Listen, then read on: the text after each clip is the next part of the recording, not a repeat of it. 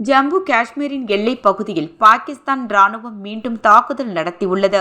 இந்த தாக்குதலுக்கு இந்திய ராணுவம் தக்க பதிலடி கொடுத்துள்ளது. ஜம்மு காஷ்மீரின் பஹல்காமில் சுற்றுலா பயணிகள் 26 பேரை பாகிஸ்தானை சேர்ந்த பயங்கரவாதிகள் சுட்டுக் கொன்றனர். இந்த சம்பவத்தை தொடர்ந்து பாகிஸ்தானுக்கு பதிலடி கொடுக்கும் விதமாக பல்வேறு நடவடிக்கைகளில் மத்திய அரசு ஈடுபட்டு வருகிறது. இதனிடையே எல்லை தாண்டியாக இந்திய பாதுகாப்பு படைவீரரை பாகிஸ்தான் ராணுவத்தினர் சிறைப்பிடித்துள்ளனர். அதையடுத்து பேச்சுவார்த்தை நடத்தப்பட்ட நிலையிலும் அவரை விடுவிக்க பாகிஸ்தான் மறுத்து வருகிறது.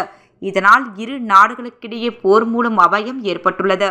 இந்த நிலையில் போர் நிறுத்தத்தை மீறி பாகிஸ்தான் ராணுவத்தினர் தொடர்ந்து 4வது நாளாக நள்ளிரவில் ஜம்மு காஷ்மீர் பகுதியில் உள்ள இந்திய நிலைகளின் மீது தாக்குதல் நடத்தியுள்ளது.